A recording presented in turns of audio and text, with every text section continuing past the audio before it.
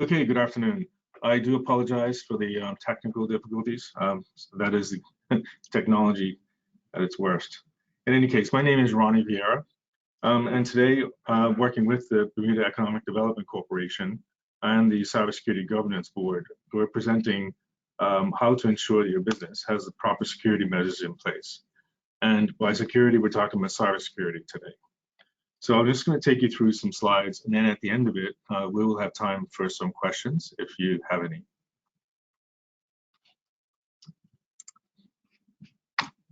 So just a brief disclaimer.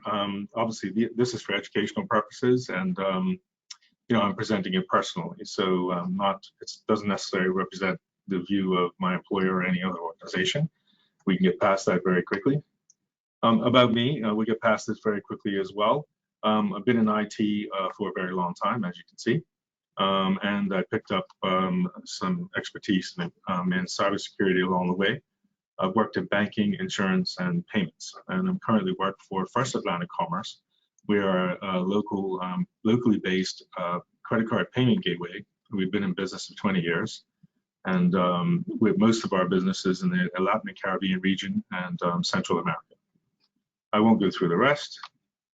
So today, obviously, the topic is on cybersecurity. I have tried to gear the slides to sort of a basic level and geared to businesses that are having to worry about not only just staying in business, but also having to manage the cybersecurity risks that obviously exist today, as any business that is connected to the internet, and most are, will have. So we'll go through what cybersecurity is. I'll talk a little bit about the common threats, and then sort of the concept of crown jewels. And then we'll talk about the basics. What is it that you can do as a small business to protect yourself? And then I'm going to briefly touch on the Personal Information and Protection Act, the PIPA legislation, which deals with personal data. And then I'm not going to talk about the NIST critical security controls in any great detail. I just wanted to give you an idea, and you'll see when we get to it, what, as a cybersecurity profession, what all the security controls are, and what sort of us in the professional business have to work with. And so this is one of the frameworks. And then, as I said, we'll have time for some questions. So, what is cybersecurity? So at its basic form, it's protecting digital assets. However, to get a little more descriptive, is the people, processes, and technology that are used to protect systems and data from unauthorized access, use, disclosure, modification, disruption, removal, and destruction. Now, that's a whole mouthful, I know, but if you read through it slowly, you'll certainly get the point. There is something, a concept in cybersecurity called the cybersecurity triad, confidentiality, integrity, and availability. So what this is dealing with is you want to keep your data confidential. That is, those that are supposed to have access. And then if someone has access, they only have access to what they should. The second part of it is the data must have integrity. That means that it must be accurate, protected from modification, unauthorized modification, and must present, as I say, an accurate portrayal of an individual or that piece of data. The third part, is availability. There's no sense having the data that is confidential and having integrity, but is not available because of whatever. The internet has gone down. There's something happening with the server infrastructure so that the application is not available to view it, whatever. The data has to be available for someone to be able to use it. And there are some security threats which can affect the availability of a system or data. Right, so what are the common threats? I'm sure that most people will have heard of these. The most common one, I would say, is phishing. These are where an individual or perpetrator will send sort of emails out to sort of thousands of people in the hopes that one or two will click on an email, and particularly an attachment that's in the email. So some of these attachments, particularly PDF attachments, one has to be careful of, or any attachments such as Word or Excel, for instance, can also have risks. The other way, or the other method of sort of luring somebody into clicking something is click on a URL. This is a link in the email that will take you to a website that the criminal has built, and for the purposes of getting you to access some of your credentials. So, for instance, many will have received emails or phishing emails pertaining to be from one of the banks in Bermuda. The idea is you click on the link, it will take you to a login page that looks like one of the bank's login pages. You enter your credentials, and it doesn't work. And it doesn't work because there's nothing on the back end of the web page except for the fact that the criminal has captured your credentials for logging in. Now, the banks in Bermuda, and most banks actually, have addressed this by using a multi-factor authentication, where you would get a code or something sent to your actual phone via text message or an email to your email address that you registered on file with them, and then you will have to enter that code on logging into the bank's site if it was a legitimate site. However, because this site is not legitimate, their fake login won't work. However, they will get your credentials, or at least your user ID and whatever password you're using. For sites that are not using multi-factor, this is the risk, is they'll have your login credentials and they can do whatever they want to do on that site. That is phishing. There's malware. So malware, that can also be introduced through email attachments. It's clicking on something that will then insert some code or some particular application onto your machine. Obviously, that code is for doing nefarious work. You can get a lot of sophisticated malware that will, once embedded in your machine, can do almost anything. It can give the perpetrator access to your machine. And then once he's in your system, he can move around and extract data or whatever he wants to do. So that's, it's particularly dangerous. The other thing is downloading rogue software. So you could, you download what you think is legitimate software, you download it, and again, it introduces code into the machine, malware into the machine, which will allow a perpetrator to access your machine and do whatever he or she wants to do with it. And then accessing affected websites, again, similar concept. And then the objective here is to steal login credentials, gain access to your network, and extract data. The latter two are obviously very concerning, particularly if you're in a corporate network. So you want to be careful there. And then another threat is ransomware. This is also becoming common. And the objective here is the payment of money.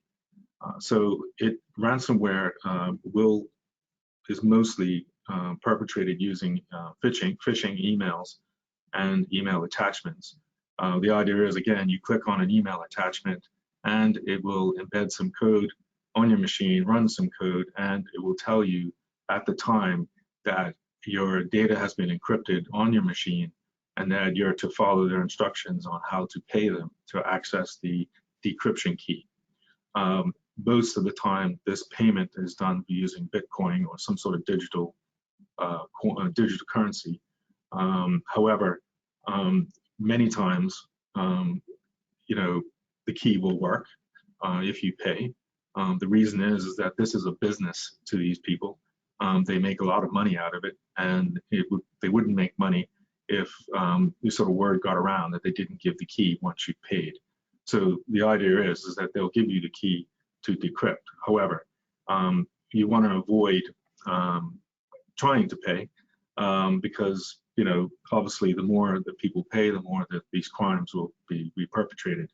And there are ways to try to minimize your risks in this area, which I'll come to in a few minutes. Now, if you're on a corporate network, one of the risks here, and it's a serious risk, is that not only your machine could be encrypted, it could encrypt the data within the corporate network as well. And so that can become a huge problem to resolve. The other issue is Internet of Things, so IoT, as its term stands for, and that is dealing with other devices that are now attached to the internet. So, 10 years ago, we would have our laptops attached to the internet, our workstations at work, and our servers. However, of course, things have become more sophisticated. So you can actually have, a fridge that's connected to the internet that has, in fact, a screen, a computer, PC workstation, whatever you want to call it, running in the door. You can access the internet, look up recipes, etc. Obviously, these things exist.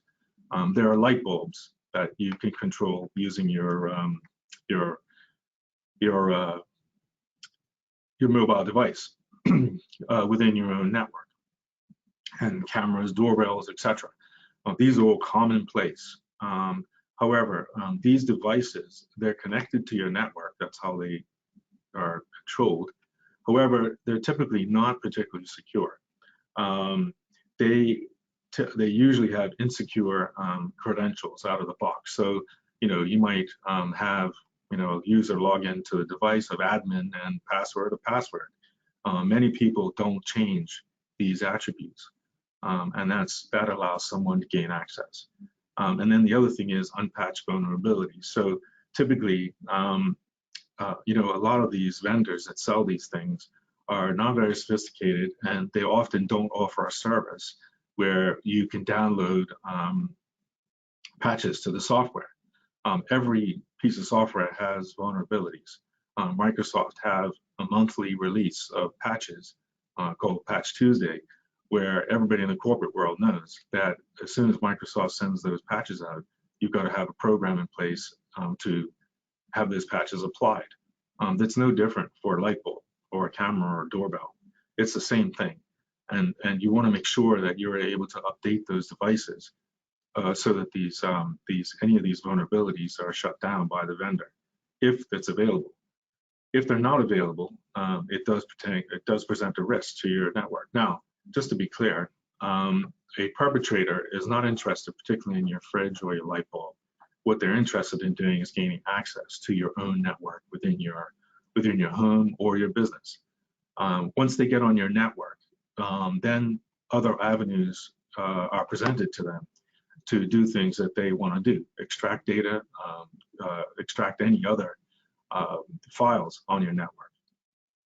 So that's their main motivation. So you want to be careful with any IoT device and how it's connected. There are ways of, again, mitigating the risk. So I talked about a concept in the when we talked about the agenda of crown jewels. Many will be familiar, right? The Queen of England, she has a ton of jewels worth a ton of money. You can bet your bottom dollar that those jewels are protected using every means possible by her and her staff. And so it's sort of a play on that. However, you want to understand in your own network, what are your company's crown jewels? And another way to put that is, what data or systems, if lost or unavailable, would cause significant damage to your business or your profitability? Those are the things you want to focus on. Those are the things you want to protect. Compare that to, let's say, an advertisement that you sent out, or a PowerPoint presentation that you've given to clients.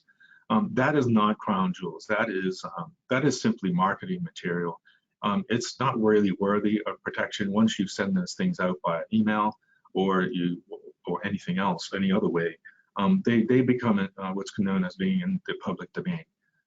What you want to protect and what you want to spend your money on, your investment on, is protecting your crown jewels. What is important? So you want to know where they're stored. Where is your sensitive data stored, and how is it being protected? And then who has access? That's particularly important. You want to make sure that only those people who have a need to have access have access.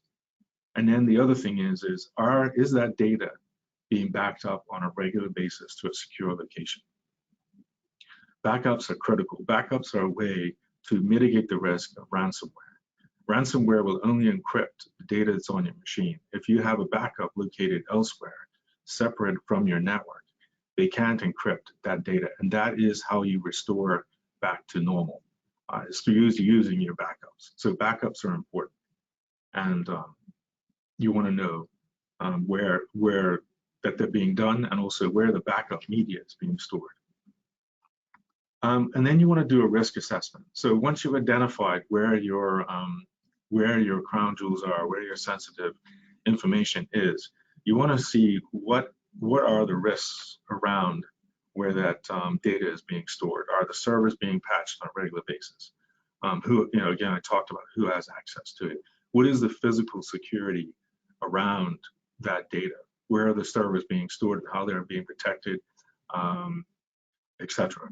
So we want to do what's called a risk assessment. And then you should be, as I mentioned earlier, all security controls. Those are everything that you have around it, the people, process, and technologies are focused on protecting that data and the systems that you need to protect. So the cybersecurity layer, just put it in pictorial form. In the center is the asset. So that is what I've referred to as crown jewels. I mentioned the triads: confidentiality, availability, and integrity. Obviously, you want to make sure that it's protected. Who has access to it? Why do they have access? And how much access do they have? You want to make sure that it's available to those that are authorized to have access, and you want to make sure that the data is accurate and intact. And then I mentioned the concept of people, processes, and technology. So these are, obviously everything involved in security is associated with these three things. People access the data, and in actual fact, it is the people that are the highest degree of risk to anyone's systems or data. And then you want to deploy technology to protect it. And then there's also processes around it that you would need to implement in order to add further protection. And then once you've got these things in place, you're continually assessing the accessing controls, you're monitoring them, and you're responding to any events, anything unusual that might happen in your network. So the basics, what can you do? So the first one is access control. So again, you've heard me say this a few times, but it is important. So you want to make sure that only those individuals that have access are those that you've authorized to have access, and to only what they need. So if if you've got a junior employee and they don't need access to your financials, right, and you don't want them to have access to your financials, so you want to make sure that their user account on your system is configured to only access the things they need to serve customers, as an example. You want strong passwords, something that's easy for you to remember and hard to guess. You can, one good thing or good practice to use is to use phrases, that are longer than 12 characters, but something that would be familiar to you. And you want to mix it up. You want to use a mixture of uppercase characters and special characters and lowercase and numbers as well. The more complex the password, the more difficult it is for somebody to guess it. You want to use multi-factor authentication. So I mentioned this earlier, that the banks, particularly here, have deployed. So this is where you don't just use a user ID and password. You're also using a code that they will send you, which is what they'll send you out of what is called out of band. So you're logging on to your workstation at home or work or whatever, and then they will send you a code to your mobile device via email or through text messages or messaging or other means. And once you enter that code into the system, they have mechanisms behind the scenes to validate and verify that code that you've entered. So that is a very effective way to prevent somebody from using your access credentials to a particular website or service.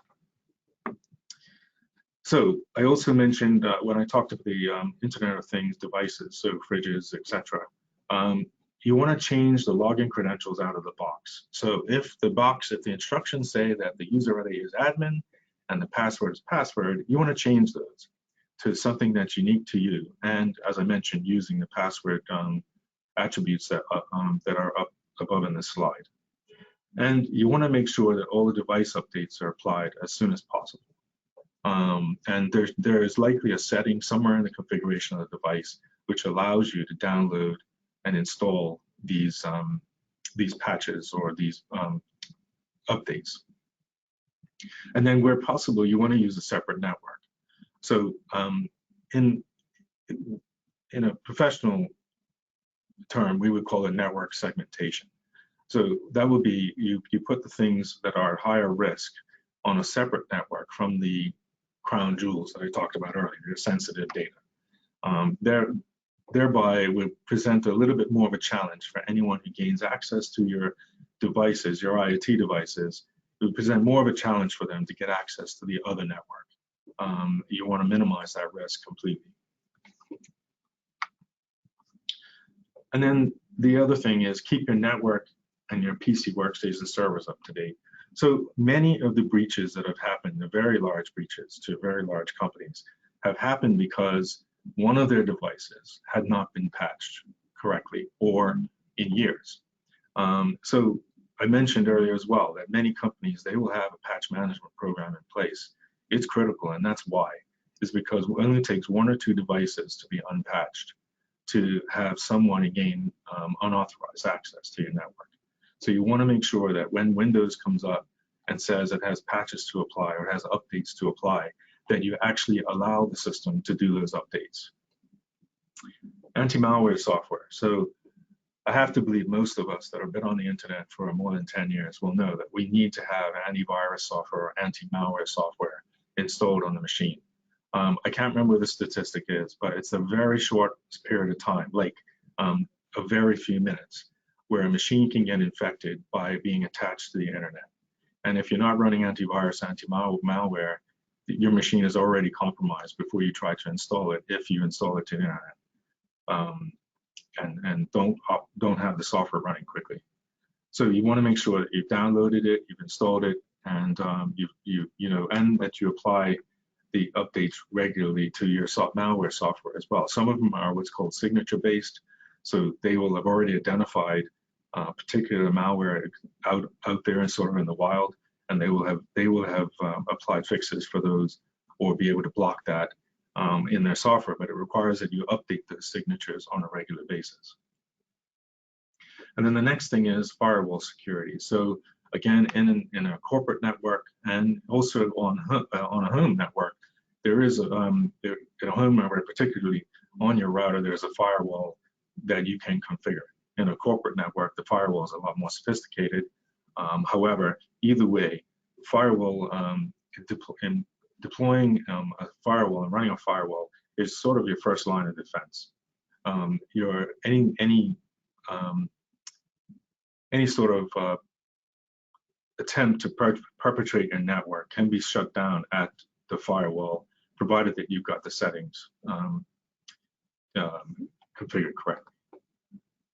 And then use of a virtual private network. So a virtual private network, again, many will be familiar with this, but it actually hides your actual IP addresses and also encrypts the data that you're sending using that network.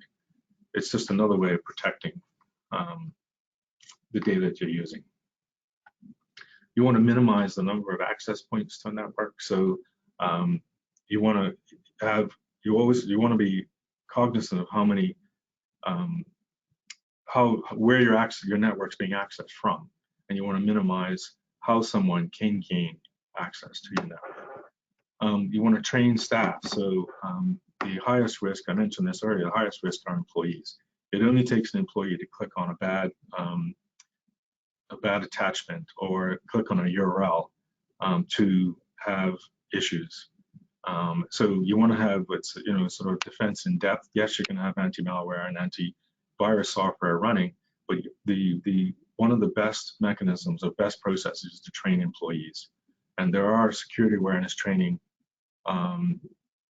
companies that if you just do a search for them, they have web-based training that is very effective. And then it will teach an employee how to spot a phishing email, how to detect suspicious activity, Some are more sophisticated than others, but starting with something is better than nothing at all. You want to encourage reporting of security issues. So if one of your employees sort of detects something that looks suspicious, you want to make sure that you encourage them to report it so that you can have it investigated. Also, if an employee does do something or they think they've done something that may have caused an issue, you want to encourage them to report it, and you want to make sure the process isn't punitive. There's a reason for this.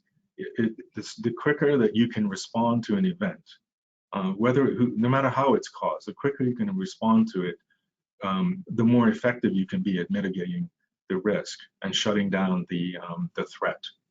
So timely reporting is essential. And then physical security. I mentioned in terms of your sensitive data or crown jewels, you want to know where it is stored and who has access to it. So if if you have your own servers running in your own building, you want to make sure that those servers are locked away behind a secure door, so that the servers themselves can't be physically accessed. Now, you also want to make sure those servers are protected from any sort of physical risk, such as fire. You also make sure that they don't get overheated, so the room has to be air conditioned. So you have to have a proper network room. Most of the times these days, if a company is not using cloud computing, of course, where these problems don't exist, you would use a data center. So the key is, though, knowing where that equipment is stored, how it is secured, and who has access to it, and making sure that it has the environmental protection around it.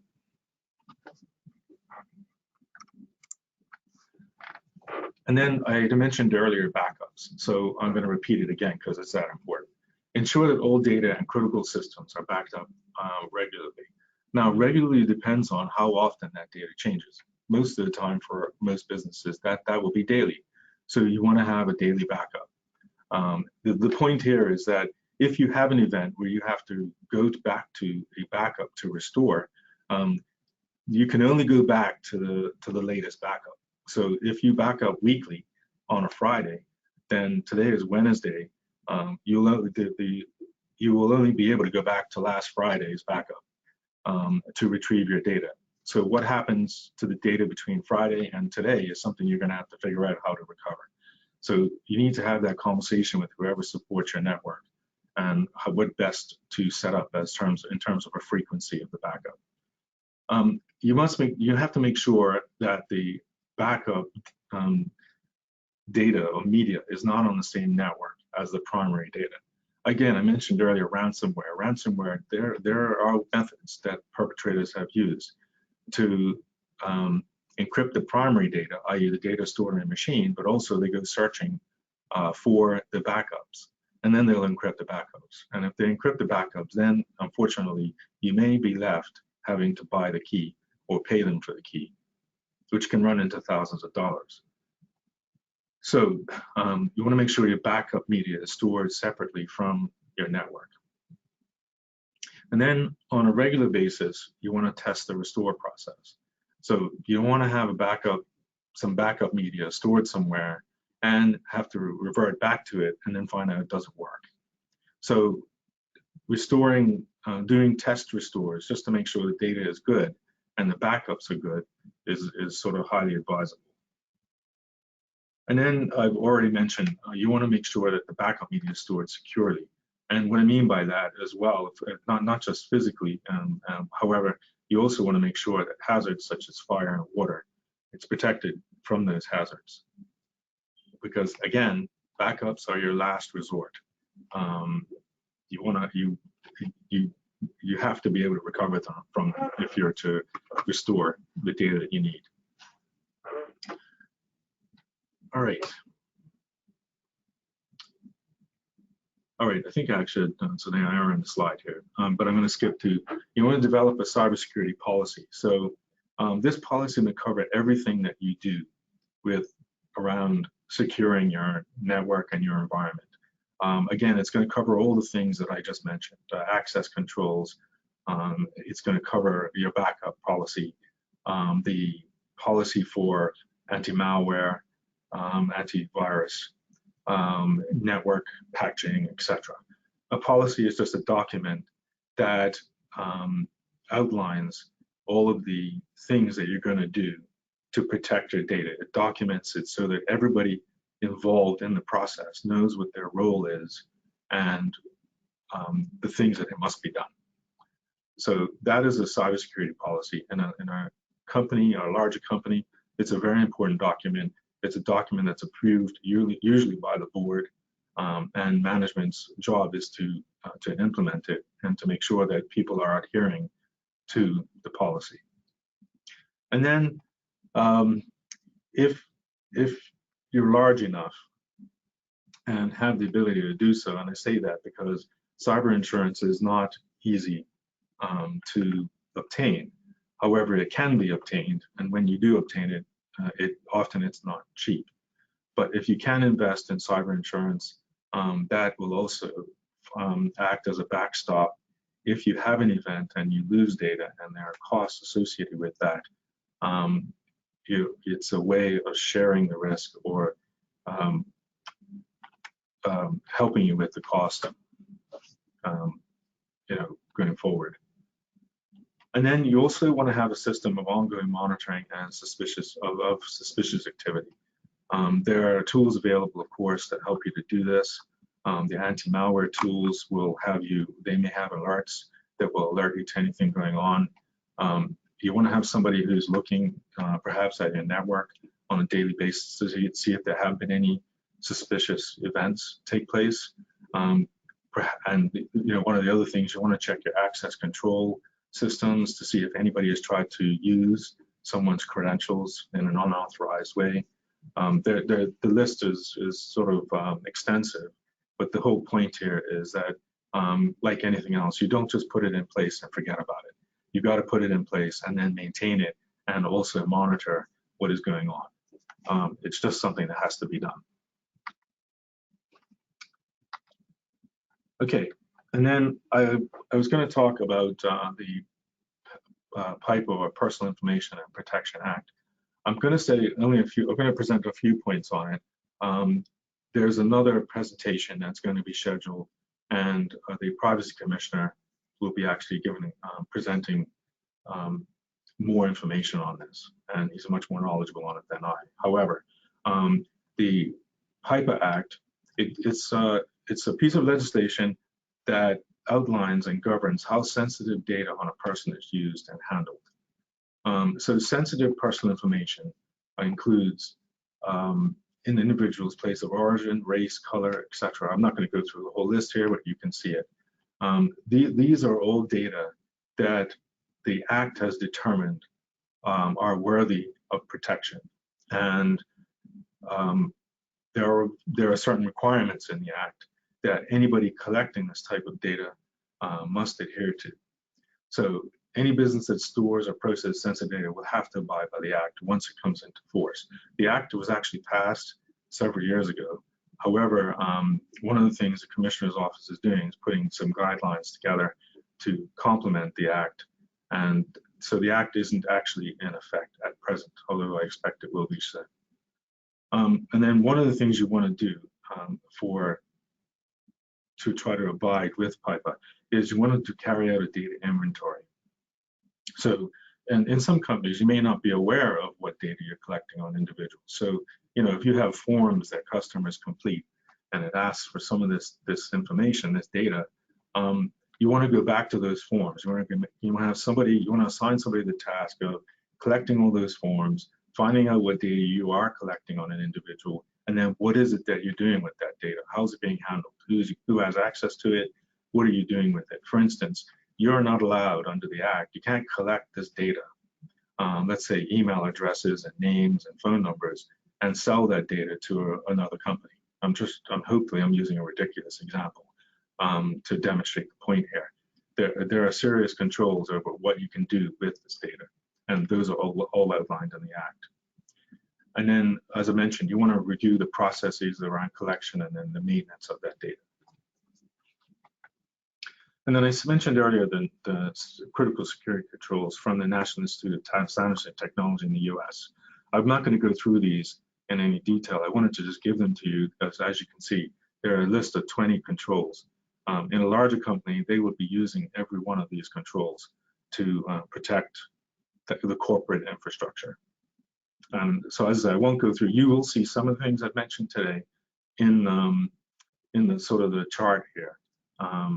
And you're welcome to look at it. You may have to enlarge it, of course, small characters, but I just wanted to give you an idea of a framework that many companies use, particularly in the United States. So with that said, I'm open to any questions that anybody has.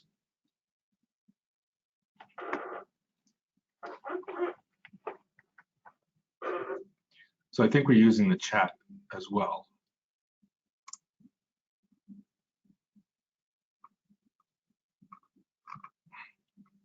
Yeah, there are no questions at the moment, Ronnie, but if you guys give it a couple minutes for people to add them in the chat box if they have any questions. Okay.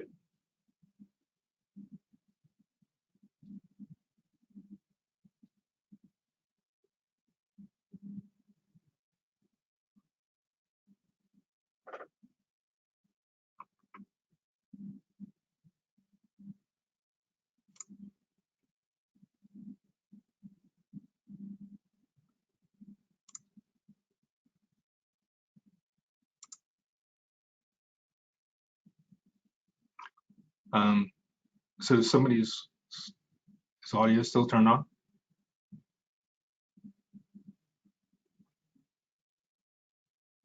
Yes, so there are a couple questions if you see them. Yeah. So one of them I see here is, are we able to get a clear picture of the critical security controls? I could not read them. Yeah, I can try to provide a link to the site. I mean, that is the graphic. I mean, the actual NIST security controls, as you can imagine, the document that presents the details on them is quite lengthy. So I can try to get a link to them if that would be useful. And yes, you can get a copy of the slides. I see another question there.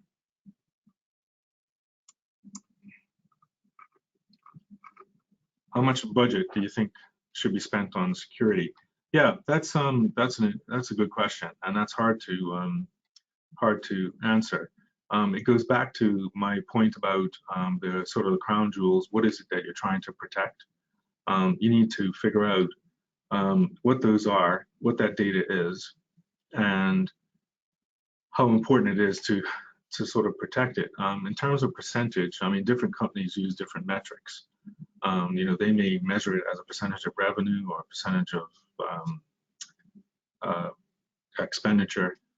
It's a very difficult question to answer. But one of the overriding rules is you don't want to spend more on security than the asset is worth, of course. And in terms of what the asset's worth, I can't really answer that question. So it's very difficult to give you a number in terms of what you can spend on security. It's something that you'd have to talk to whoever supports your network and figure out what controls you have in place now and what you might be missing that would be important. One of the things I didn't talk about this during the presentation, but one of the methods as well is encrypting the data that you have stored in your network. That's another important control.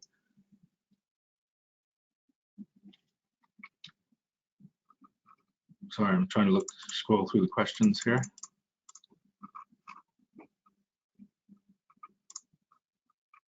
Do I have templates for policies? I personally don't have sort of templates that I can just send out to anyone.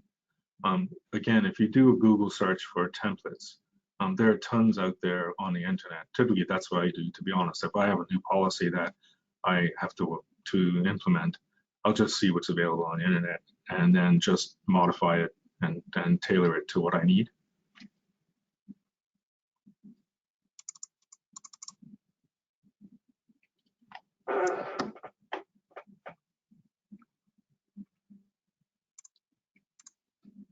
Sorry, I'm just trying to get access to the full questions. Okay, here we go.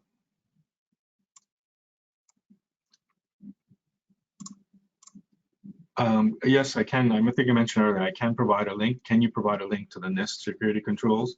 Yes, I will do so. I mentioned copy of the slides. Yes. Where does liability stop on the piper if a company A is using an external IT service provider and the IT provider is hacked, but the data breach was collected? Data breached was collected by company A. Okay, so that's a very good question, and important to know that ultimately the entity collecting the data is responsible and will be held accountable for that data. And that's what the Act says. So that's why it's important for, if you're going to use an outside provider, so you're going to use an IT service provider, that you sort of do the proper vetting and you ask them the questions that need to be asked about securing the data. And I just mentioned using encryption. That is one method of, if you're using an outside provider, service provider, and storing data, let's say in a cloud, encrypting your data is an important way to protect it. But to answer your question, ultimately, that the entity collecting is the entity that is going to be held responsible if there's a loss, regardless of where you're storing it and who your IT service provider is. And then I see another one. A question here is for a small business. What would you say are the first things to work on? Well, thank you, Marissa. So as I mentioned earlier, determine what it is you're trying to protect. That's the most important thing. And then once you've identified that, then go through the list, find out where is it being stored, who has access to it. These may be, this is a meeting you would have, particularly, well, regardless of whether you're using an outside service provider or using internal IT. The point is, it's a session that you want to have with them and go through the list of questions to identify what is that data, where is it being held, how is it being protected, who has access to it. I mean, there are a multitude of questions. I think I outlined a ton of them during the presentation. That's a discussion you have to have with your IT, whoever does your IT.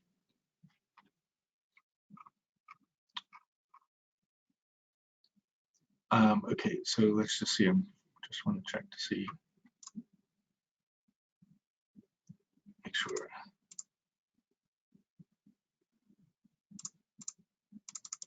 Okay, so what about security for Mac? So yeah, I use Apple iOS devices, but I don't use a Mac. There are lots of features. There's no doubt about it in an operating system on a Mac device for protecting it. It's no different than any other sort of workstation, whether it's a Windows operating system or anything else. I guess you just have to identify what those features are, and do what you can, or find somebody that can help you. So where should one start in considering laying their security measures, e.g. the use of a VPN, more advantageous to using MFA, firewall encryption? What we consider to be the first solution to implement? Well, I would say the first solution is MFA.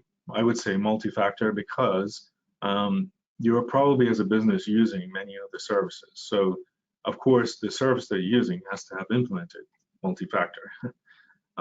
So if it's your own business, deploying multi-factor in your own network will be important. I mean, we use Duo, but there's also RSA, and there's other types of solutions you can find. But yeah, multi-factor, and that's for accessing either, well, if you're using a third party, if they're using multi-factor, that would be important. But if you have people accessing your own network, whether you're doing it from a remote location, a lot of people are remote working, of course, these days, is you want to implement some sort of MFA process. So I mentioned Duo, etc., is something you may want to consider. VPN, yeah, if you're, again, a lot of people are doing remote working. I would expect that many companies have implemented some sort of VPN type of mechanism. We use Citrix, for instance, Other companies may use other tools that establish a VPN. There are VPN services you can purchase on the internet for various things as well.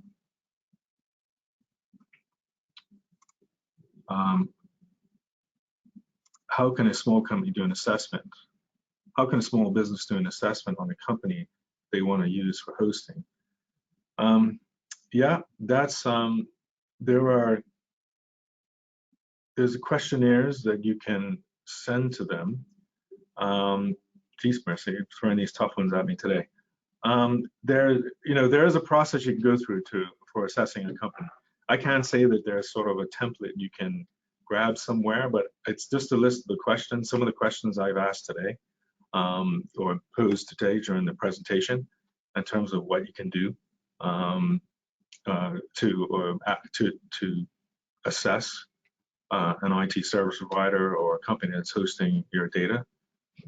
I'm not sure I've answered that question completely, but as I say, there's no sort of, again, in a more sophisticated environment, such as a larger company, you could send out an RFP, a request for proposal to, let's say, whatever data hosting companies you've identified.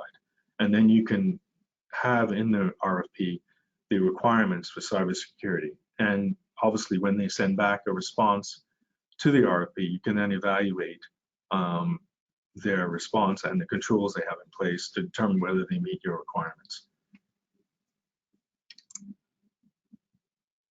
What is the date this needs to be put in place for small businesses?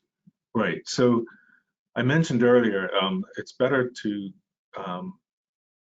join the presentation that the Privacy Commissioner will have as part of this same webinar series, because he can give you a more accurate indication of what the date will be.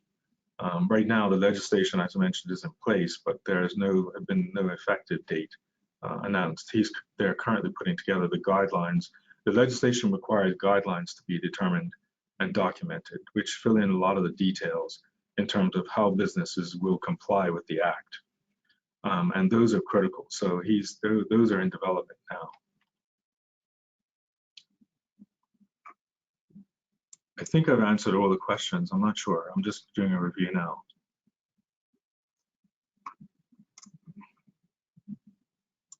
I got another one here. What is the average cost for someone to access your business if you need assistance?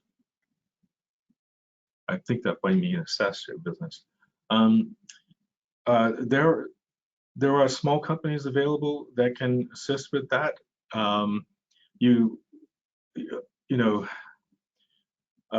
There, and then of course there are larger ones, but I can't really give you a cost. I mean, you'll have to go to some of these providers. I personally don't have the costs of what they would charge for, and it would for the type of service. It would depend on the size of your business as well. I mean, obviously, going to the extreme, there are KPMG, there's EY, there's Deloitte that do it on a much larger scale and obviously a little bit more costly. But there are likely smaller companies, IT companies, that can assist you with assessing the risks in your environment.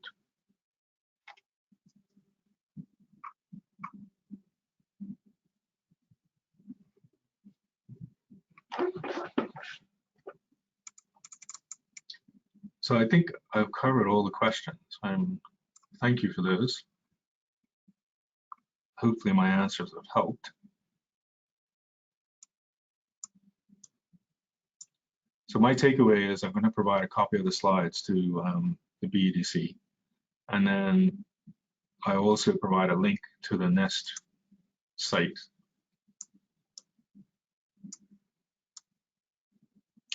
Are there any other questions today?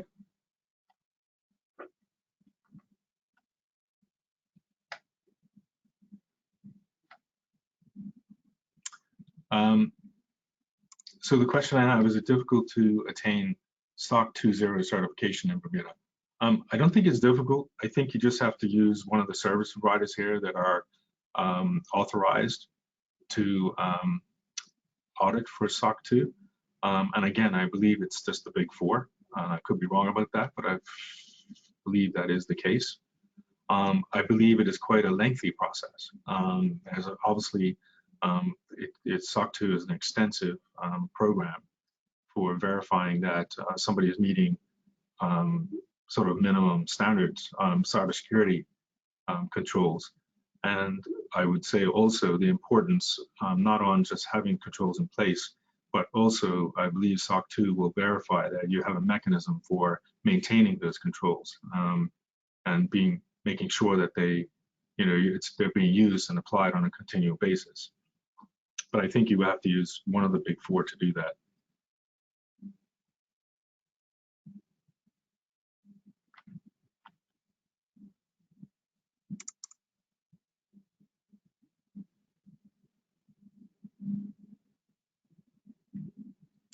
Yep, Any other I questions? think those are all the questions for today. Okay. Well, thank you everybody for joining us today. I really appreciate it. I apologize for the late start, but hopefully the information I provided will be helpful to you. Thank you.